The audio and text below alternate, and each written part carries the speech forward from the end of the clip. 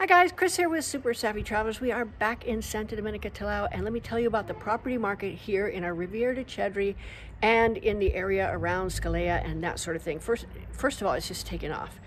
It's just the prices on some of the properties are going up, specifically the Via Faro area.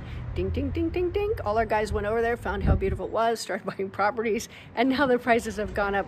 But they're still very, very reasonable. I mean, compared to anywhere else with sea views and the spectacular properties you get, they're very reasonable.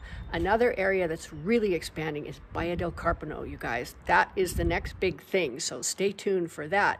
In addition, we're going to be looking down south of Belvedere Maritimo, and we're going to look at Aquapesa because I know you guys have seen the houses there. The prices are crazy, the view's spectacular, and I think it could be the next big thing that we want to try and boom. So we're going to be doing some things. I'm going to keep you all in the loop, and we will see you very soon here in the Riviera de Cedri.